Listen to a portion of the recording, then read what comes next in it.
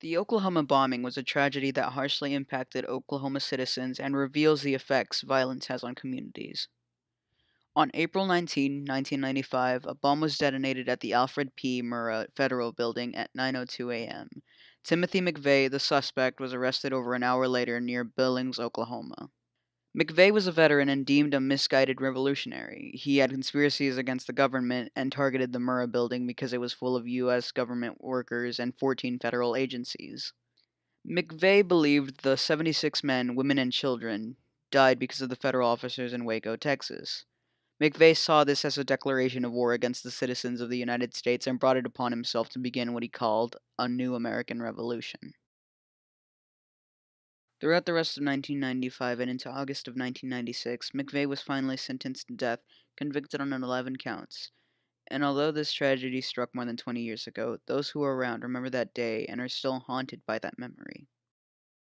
I didn't realize how bad it affected me until until one of my friends months later said I heard a loud noise and jumped. She literally jumped and grabbed a hold of me, and I didn't even know I did it.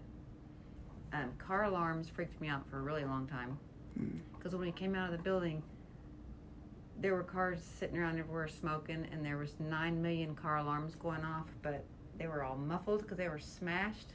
So it was like you see on TV where it's a car alarm, but it's getting squished down and muffled and not sounding right. And I was scared. I was scared of the dark for a long time.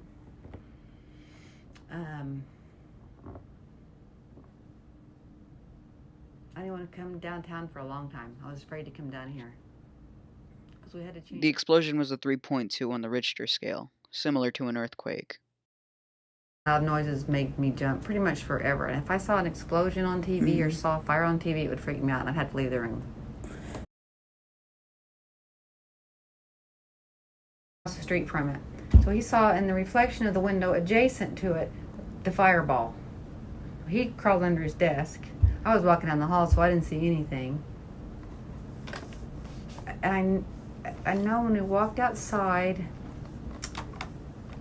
I was kind of lost and kind of in a daze. I didn't know which direction I was or where to go or anything.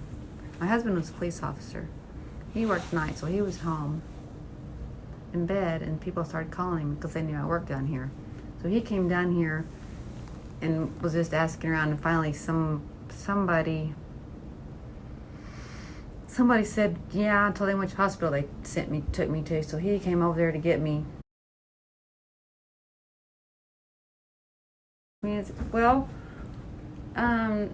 you have barriers so people can't pull cars up, closer to buildings. I'm suspicious. I'm always looking at trucks that or vehicles or people or packages or whatever that looks suspicious. I think probably a lot of people that are that way. But I also know there's a lot more good than bad. I know the first responders were affected pretty, it's really hard on them too. Mm-hmm. I mean, yeah, it's just not something you expect to see around here. So yeah, it's changed a lot of way people think and do and go to work. Like the IRS building has all those big concrete barriers all around the building, so cars can't pull up to it. So we've made a lot of those kinds of changes.